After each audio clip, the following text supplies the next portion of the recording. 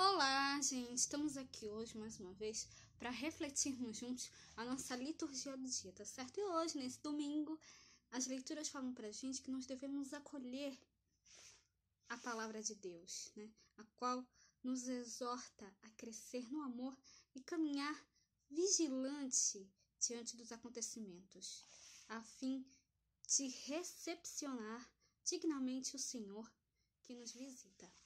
Então, a primeira leitura de hoje está em Jeremias, capítulo 33, versículo 14 a 16.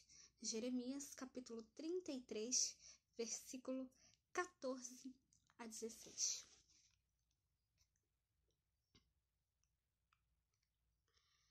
Eis que vem dias, diz o Senhor, em que cumprirei a palavra boa que falei à casa de Israel e à casa de Judá. Naqueles dias e naquele tempo farei que brote a Davi um renovo de justiça, e ele fará juízo e justiça na terra. Naqueles dias Judá será salvo, e Jerusalém habitará seguramente. E este é o nome que lhe chamarão: o Senhor é nossa justiça.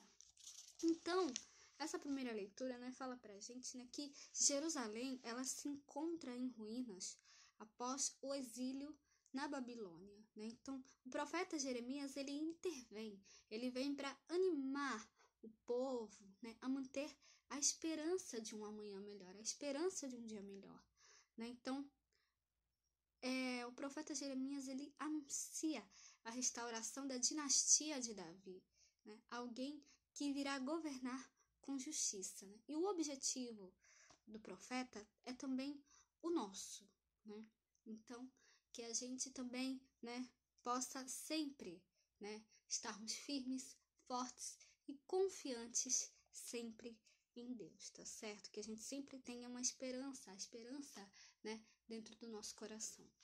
E agora, falando da segunda leitura, hoje ela está em Tessalonicenses, capítulo 3, versículo 12 e 13, e depois do capítulo 4, versículo 1 e 2. 1 Tessalonicenses, capítulo 3, versículo 12 e 13, e depois o capítulo 4, versículo 1 e 2.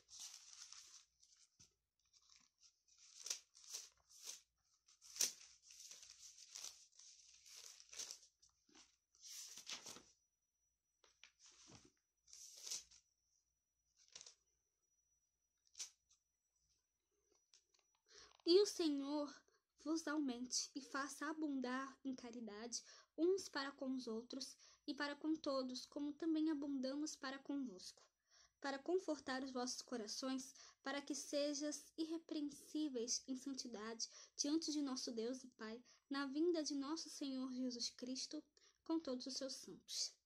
Finalmente, irmãos, vos rogamos e exortamos no Senhor Jesus, que assim como recebestes de nós, de que maneira convém andar e agradar a Deus, assim andai, para que abundeis cada vez mais. Porque vós bem sabeis que mandamentos vos temos dado pelo Senhor Jesus. Então, essa leitura, essa segunda leitura, ela fala pra gente, que anuncia, o apóstolo Paulo, anuncia a comunidade, como viver para agradar a Deus, como viver para fazer a vontade de Deus. Então, o amor é a base da vivência cristã e a melhor maneira de aguardar a vinda de Cristo, a vinda do Senhor. Então, Paulo ele convida os fiéis, a progredir sempre mais no amor e na santidade, que nós realmente possamos fazer a vontade de Deus, que nós possamos sempre agradar a Deus, tá certo? E agora, falando do Evangelho, hoje ele está em Lucas, capítulo 21, versículo 25 a 28. Depois o versículo 34 a 36. Lucas, capítulo 21, versículo 25 a 28. E depois o versículo 34 a 36.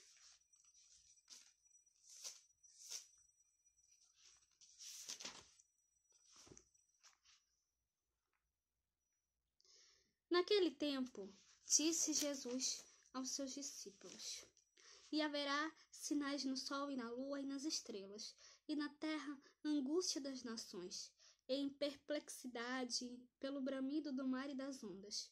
Homens demasiando de terror na expectação das coisas que sobrevirão ao mundo, porquanto as virtudes do céu serão abaladas.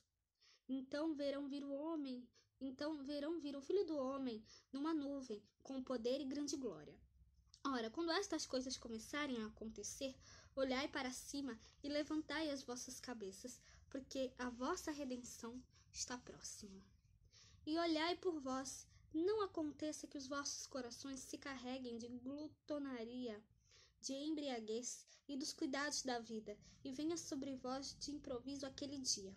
Porque virá como um laço sobre todos os que habitam na face de toda a terra. Vigiai, pois, em todo tempo, orando, para que sejais havidos por dignos de evitar todas estas coisas que hão de acontecer, e estar em pé diante do Filho do Homem.